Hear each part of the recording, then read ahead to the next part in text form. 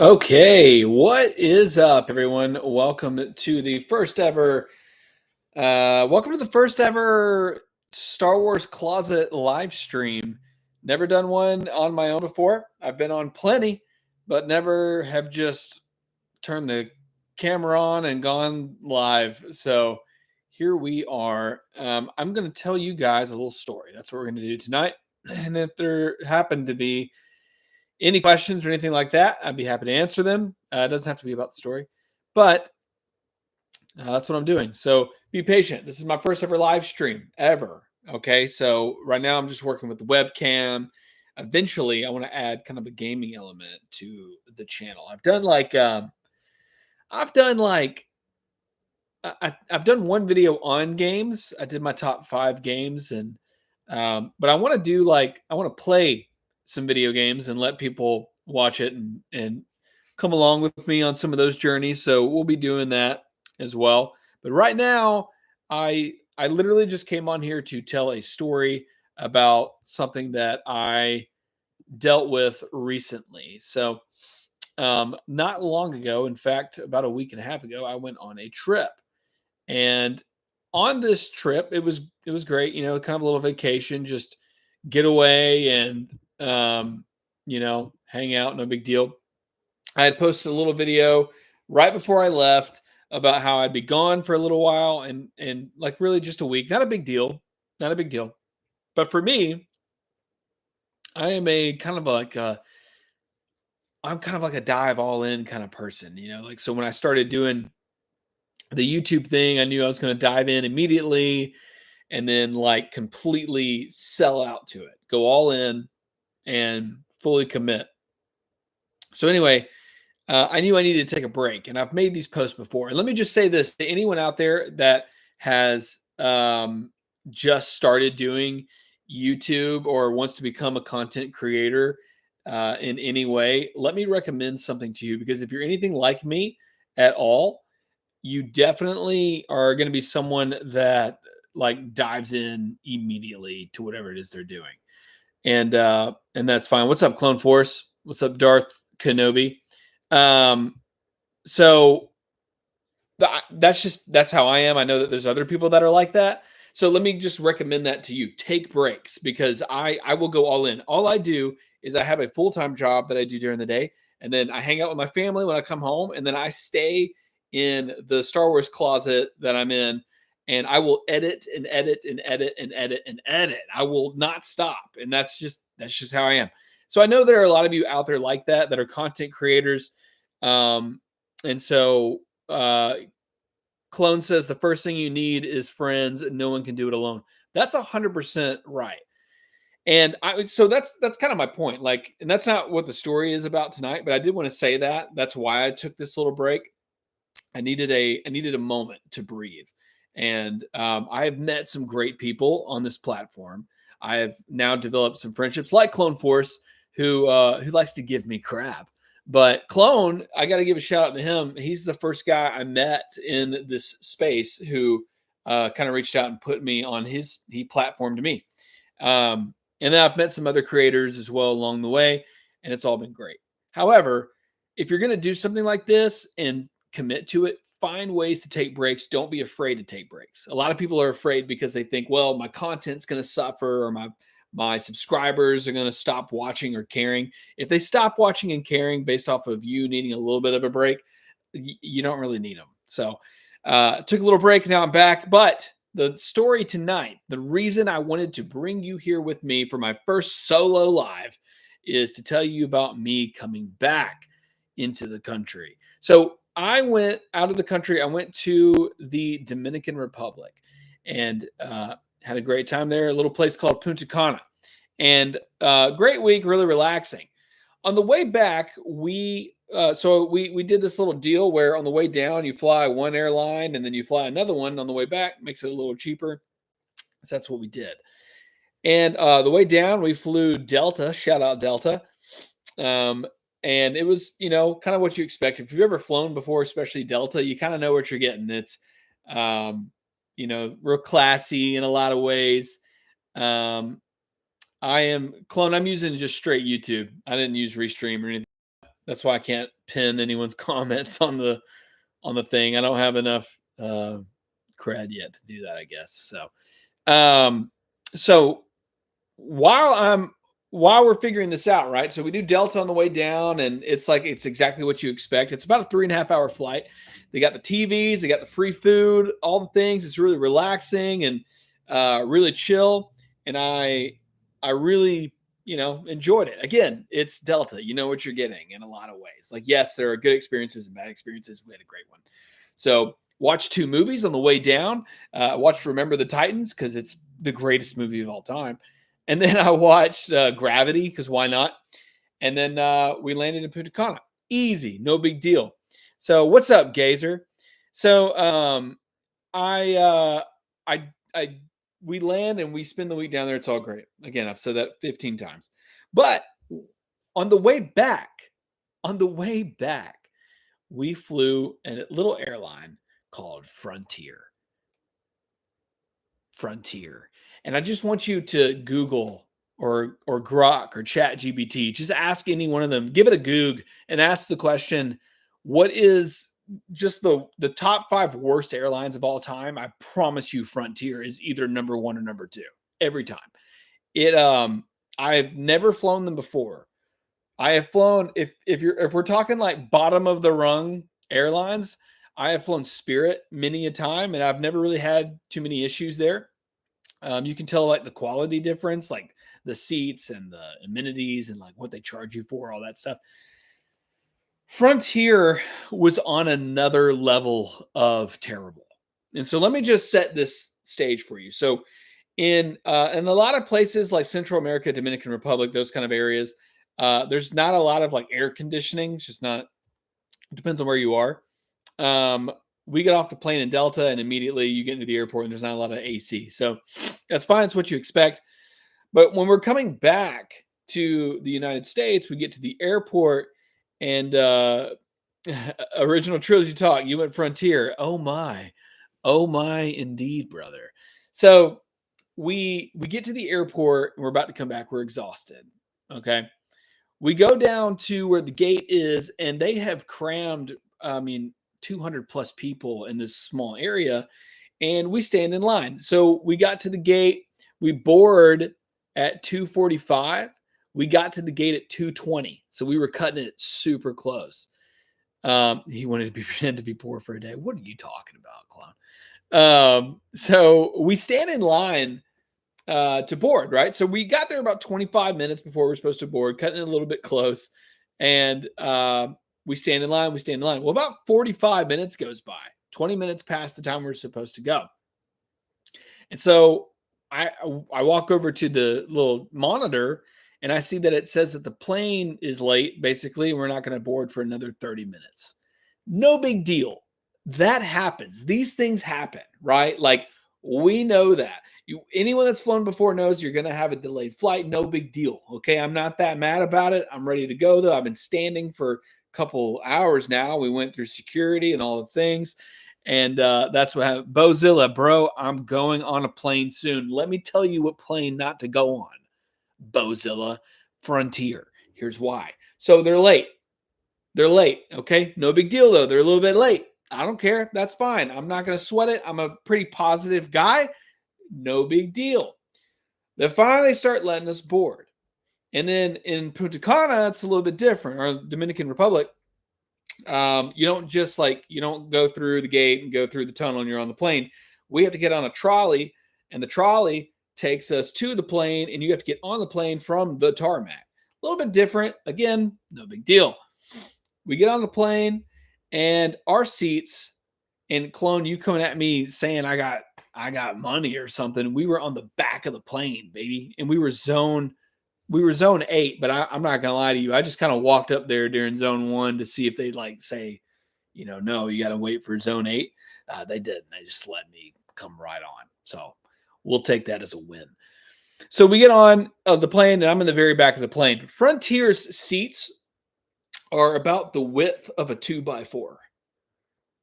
So it's like, I don't know. It's just not comfortable. They're very, very small. And it's like you're sitting on it's like you're sitting on a clothes hamper. You know what I mean? Like it's not comfortable. And I'm in the aisle, and we somehow I didn't. I'm not. I'm like I'm sitting with two other people that I don't know, and I'm sitting here. I got a guy smacking in my ear. There's a kid over here, not Frontier's fault, but there's a kid over here who's sick. He's puking like while on the plane. And I usually sit in the back, but being over 6 feet, their seats kill my knees. I don't have that problem. I'm not over 6 feet. That's all I'll say. But I am in the back of this plane. I'm crammed in the back with three other people, and it's this whole thing, right? They don't have TVs on this plane. It's 3.5 hour flight. Again, no big deal. We get a little bit spoiled with the TVs on the plane. I brought a book. I love to read. I brought Lord of the Rings, Fellowship of the Ring. It's the best.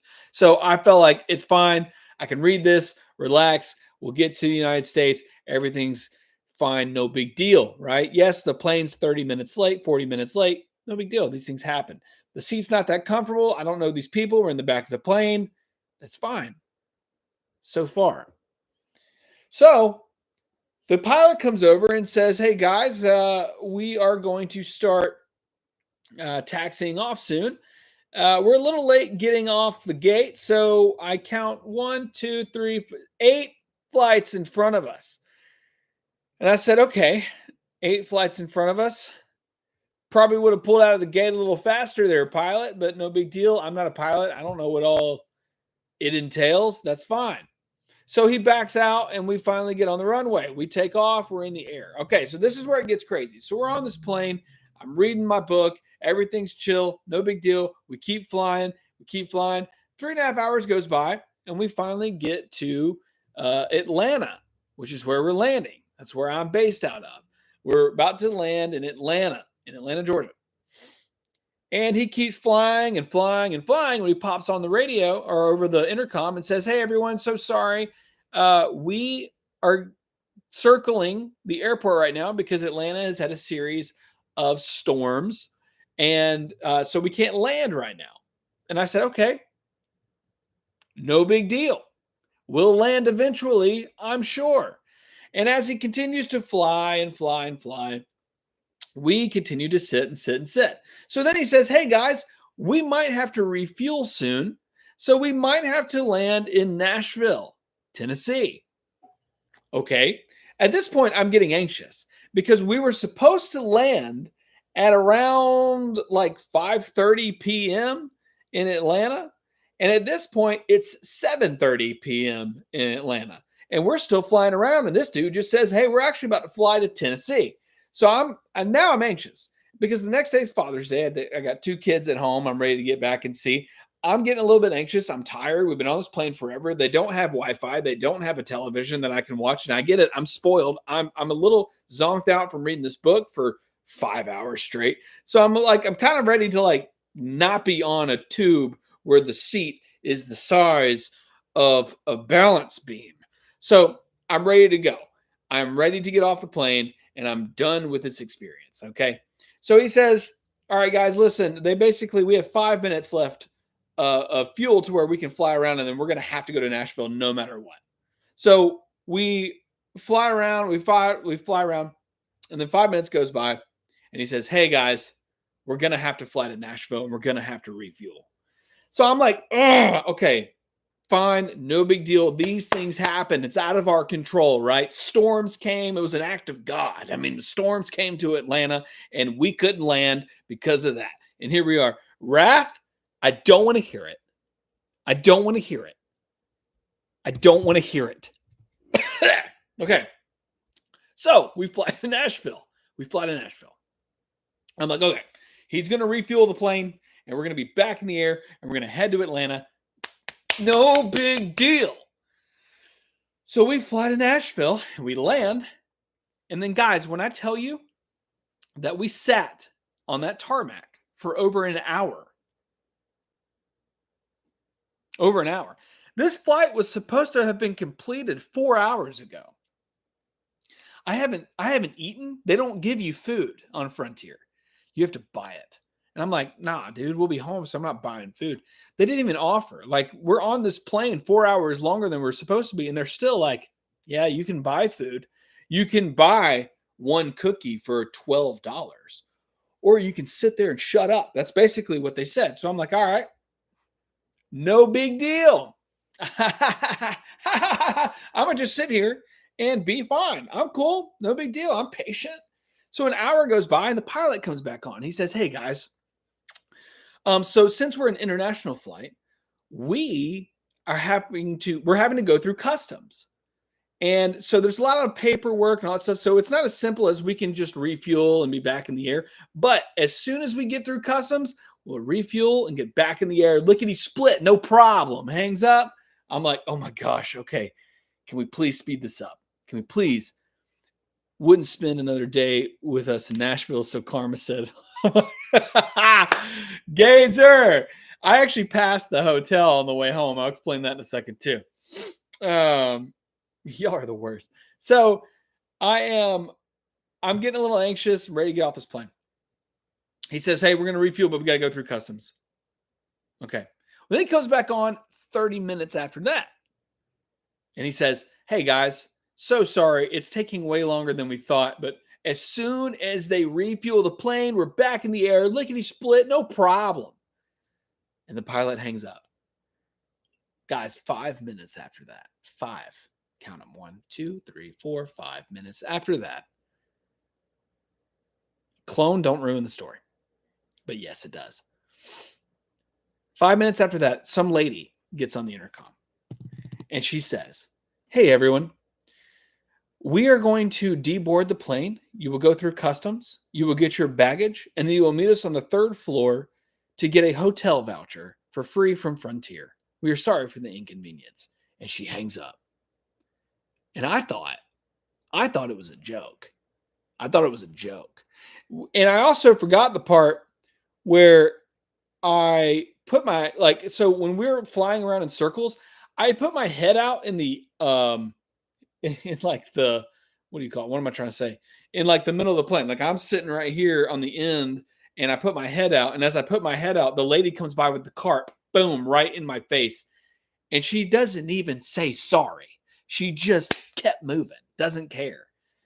So that's how, now I've got a concussion. I'm being dramatic, but I'm kind of sick of it. Planes, trains, and automobiles, bro, it's crazy out there. Previous comment would have crashed out. What are you talking about? Wow, I see Karma. I'm done with you, Wrath. Sklee 3PL, Crazy All couldn't even have landed at another airport in Georgia. Bro, that's what I'm saying.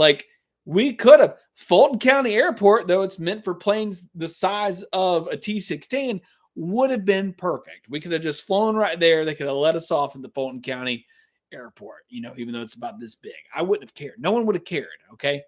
But I digress. They cared, so we ended up in Nashville. So we get to Nashville, and 2 times the pilot says we're about to be back.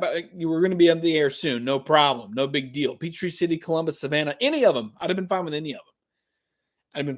So then the lady says, hey, your pilot basically is gone. So we're going to send you to the 3rd floor of the Nashville airport. Meet us at the Frontier check-in desk so we can give you a hotel voucher. And mind you, none of us have cars here. None of us are from this area. None of us have a way to get to this airport. Yes, it's 2025, so you can Uber, Lyft, whatever you got to do. But who's paying for that? Are they paying for that? No, it wouldn't have been a problem if you got that tattoo in ICC. See, yeah, it would have still, probably. They don't care.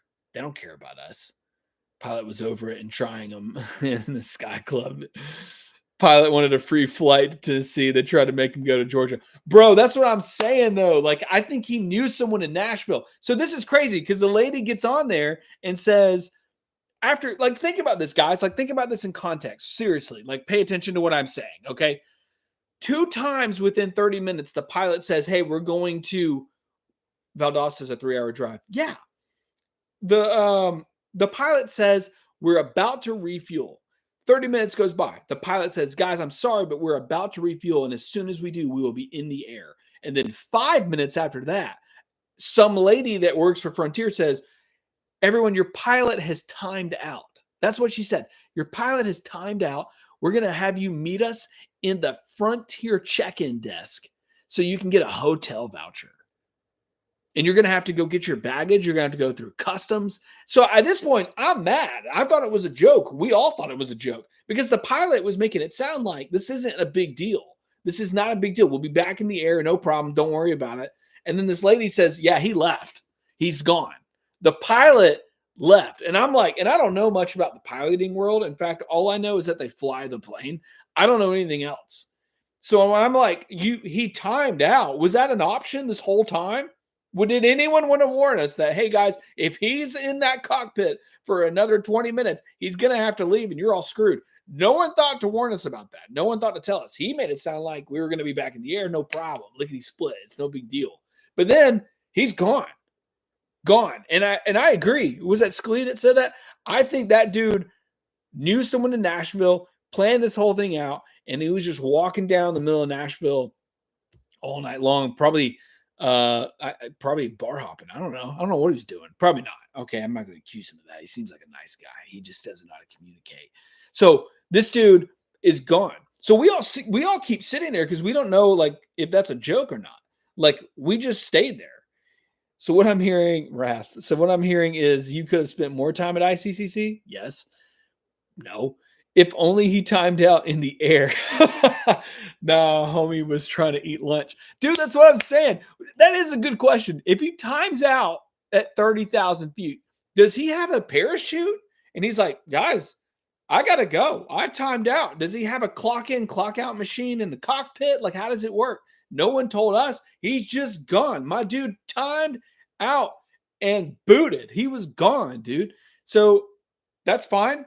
He's gone. We're all pissed, but we all thought this lady was joking. Like, hold on, there's not another flight out of Nashville tonight. Now, mind you, at this point, it's 9:30 p.m. We were supposed to be in Atlanta by 5:30 p.m.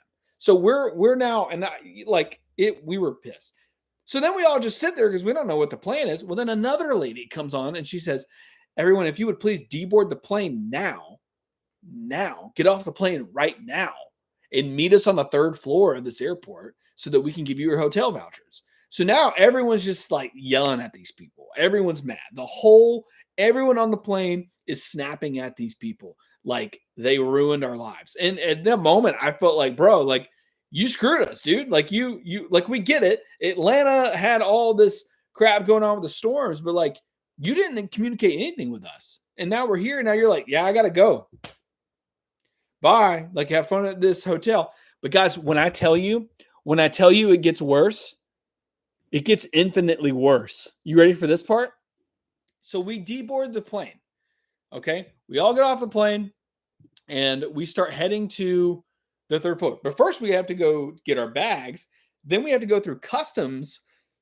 And then we have to go find the 3rd floor. So I had all but decided at this point, I don't trust Frontier. I'm ready to go. I'm like, I will drive home tonight. So I go looking for a rental car, and all of them say the same thing. They're sold out. It's Father's Day weekend. Like rental cars are gone. And then they all say, 9:30 in Nashville is literally 10:30 in Atlanta, bro. Yeah. Like, yeah, I know, like I'm sitting in Nashville thinking like it's been time to be home. But now I'm like considering the fact that I'm about to rent a car, spend an extra $250, give or take, to drive from Nashville to Atlanta, which is around 4 hours roughly. And I'll be home around 4 in the morning. And I don't even care. That's how badly I want to be done with this Frontier experience. That's how bad it was. But every rental car company at this airport was like, nah, dude, we can't. Either we're out of cars or you can't rent one the night of. You'd have to rent it for tomorrow. And I was like, that's crazy. That's crazy talk. So we decided, okay, let's go to the 3rd floor. We'll go see what the deal is with Frontier and this hotel situation. You ready for this, guys? I don't think you are. So we go up to the 3rd floor. We get to the 3rd floor, and the whole plane, like everyone on the plane is in line. And they've been in line for about 20 minutes. Because mind you, for 20 minutes I spent was to find a rental car. So I go up. I get to the 3rd floor, and I wait in line with everyone else. We wait in line. And about 20 minutes goes by. No one is at the check-in desk. Another 20 minutes goes by. No one's at the check-in desk. And I need to say something to y'all right now that I haven't said yet. I ate breakfast at 8:30 in Punta Cana. That was the only thing I ate. And at this point, it is now around 10:45 Central Time. And I've eaten one meal. And I've been trapped on a tube, sitting on something the size of a balance beam for about 5 hours. I was exhausted and I was mad. And we had been standing in Frontier's line for an hour and no one came to the line. A lady from Delta shows up. And around this time, at some point, I was on one of y'all's live streams. A lady from Delta shows up. She says, "What are y'all doing?" She says it to me. So I explained it to her. Yeah, we're all stuck because Frontier hates us. So I explained the whole situation to her. So she goes to the Delta desk, picks up the phone that pages the entire airport, and she says, "Excuse me, if there's anyone here that works for Frontier, you have a long, long line that's been waiting on you for a long time." And then she hangs up, all aggressive like, and then she says, "Next time, fly Delta," and just drops the mic and walks off. And I was like, that was sick. I don't know that lady, but that was sick. It was awesome. So then we stand, well, finally, guys, they showed up. Frontier finally shows up to their check-in desk. Frontier out of Dominican Republic, you should have known. I should have known. Wrath, I should have known, but I did not.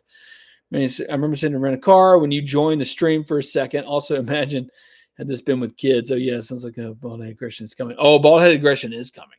It's coming. So they finally show up. Right? Frontier people finally show up. And these kids, I mean, they're like 19, 20 years old that are working this desk. And they're poor, like, and everyone's mad. So we finally get up there and we figure out the deal. So the deal is they give you a hotel for the night. They pay for it. And then we get back on the plane the next day at 12 o'clock. That's what they said. You have to be here 3 hours before. The plane will take off at 12. It's free. We're covering it. We're sorry for the inconvenience, but we are covering the flight for tomorrow at 12 o'clock. So I'm like, okay, so what hotel are we staying at? They say, you're staying at a Hilton. And I said, okay, well, how are we getting there? They were like, that's up to you. And I was like, okay, so I need to Uber there and y'all aren't paying for that. And they were like, yeah, you could walk there for all we care. We're not covering that, but we are covering the hotel. And I said, great, thank you. So they emailed me a confirmation.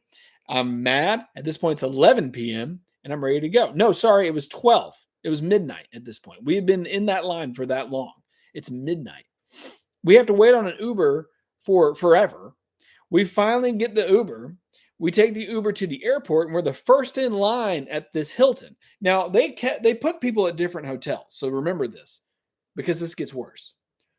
We get to this hotel. We walk into the lobby, and there's one man working this lobby because at this point, it's midnight, almost 1 o'clock in the morning. And this man walks in. I said, hey, I gave him our last name, Williams. We're ready to go, check into a room.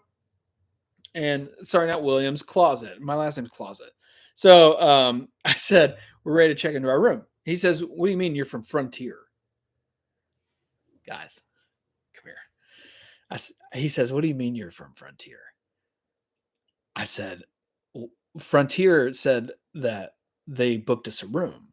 And he said, who's Frontier? I said, Frontier Airlines. He said, Frontier Airlines booked you a room. And I gave him the name again. He can't find my name. Come here. 20 more people showed up. 20 that stood in line behind us. When I tell you that Frontier did not call any of the hotels to tell them that we were coming. I mean, they didn't call any of the hotels to tell them that we were coming. So here's the situation. We're in line with 20 other people. Luckily, by the grace of God himself, we are the first in line.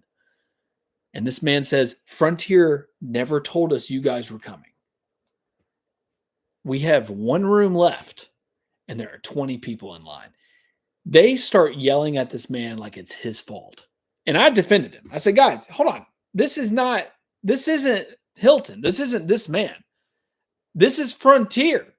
Because we're all showing him these confirmation codes. He says, guys, y'all can show me confirmation codes. That's Frontier's confirmation codes. That's not my confirmation code. I didn't know y'all were coming. I have one room. One. And luckily, I got it. I did. So we go into our hotel room. And I'm like, they're going to have to figure this out. I don't know. Like, that's on them. At this point, it is now 1:30 in the morning, and I have not eaten. And I finally, around 2 o'clock in the morning, get to the room, get settled, unpack a little bit, and pass out. And that night, we decided that we were going to rent a car. So we rented a car, because I'm done with like the hotel situation was the last straw. So in the morning, we rented a car the night before, and in the morning we get up, we go down to the hotel lobby because our Uber is going to pick us up, take us back to the airport where we're renting the car from. Well, while we're down there, we found some more people that got stuck with Frontier. So we said, hey, how did y'all fare? Like, how did it all go for you guys? When I tell you guys, Frontier was so stupid. There was a family with 6 children. Frontier booked each child at a different hotel. Each child at a different hotel. There was a handicap guy on our flight with a wheelchair. They broke his wheelchair. And at this point, I'm almost wondering if it was allegedly on purpose. I'm wondering it. This is how bad it is. Like, that's how crazy it was. It was crazy. They didn't know what they were doing. So we were like, no, we're good. We're going to rent the car for sure. Pay the $225, pay the extra $225, whatever it's called. And then we got that back at the end of the drive after nothing happened to the car. So we have taken Uber back to the Nashville airport, go to the rental car company, rent the car, drive said car to the Atlanta airport, and then pick up my wife's car and then drive it all the way home from there. And thus ended the 24-hour experience of traveling back home from the Dominican Republic, which was supposed to only take, in a roundabout way, about 5 hours. But it took 24. And that is the story of what took me so long to get back from the Dominican Republic. And I will never, ever, ever in a million years fly with that airline again. Yes, clone, I did file I filed a lot of things. I asked for my money back. I wrote stuff to FAA. I wrote stuff to Frontier. We were all, and everyone did. Everyone was livid. Still got home before you texted me, Rad. What is your problem? Okay. I probably tried to text you and you just didn't see it. That's probably what it is. Pick up his wife's Mercedes G-Wagon. What are you talking about? She drives a 2013 Highlander. Okay. Bro, I was done, bro. I was done. I was so mad. It was rough. Now the trip itself, great. Like, relaxing, everything was great. But the excursion back was like the equivalent to how good it was. Like, as good as the trip was as bad as the trip back was. It was ridiculous. I've never dealt with something like that. I've had some weird like airline experiences. I've had some terrible experiences. I have flown all the way to Egypt. I have flown to Israel. I have flown to England, and I have had like weird experiences every time, right? Like, they're not always the best. When you're on these like 15-hour plus flights, you're going to have like moments that are not good, right? I've flown to Central America 25 times. I've been to Guatemala, Honduras, like every time. And it's always like, I've had weird landings. Like, the food wasn't there. The TV didn't work. The Wi-Fi was out. The air didn't work. A lot of rough air. Nothing like it was like Frontier went out of their way to hate us. It went out of their way to ruin everything that they could. So, that was bad. That was that was bad. So I will never do anything like that again. So that's my story. That's it. That's my first live stream, guys. That was it. I hope you enjoyed it. I had a good time doing it. Never done one before. I'll probably do it again. I'm sure. I really liked it. So I like talking to you guys like this. It's a lot of fun. So doesn't sound too bad, to be honest. Yeah, it was actually pretty good. The more I think about it, the more I talk about it, the more I actually enjoyed it. I like I like an experience like that, I guess. It makes it more fun. Where's the fun in just oh, you're talking about Punta Cana. Okay, yeah, that was fun. Yeah. Yeah, the travel bag sucked. You ever eat iguana in Honduras? No, clone. No, I've never had iguana. I didn't know that they did that. I've never had fried iguana, grilled iguana, blackened iguana, lemon pepper iguana. I've never had iguana. Never in my life. Wrath, shout out, by the way. You're getting married, bro. That's so cool. Y'all need to follow Wrath of Mandalore. My dude's getting married soon. He's crushing it, crushing the game. Him and Sklee are about to do some stuff together. I think that's awesome. Oh, now there's an inn in Punta Cana. All right, Wrath. I don't know. I'm so done with you.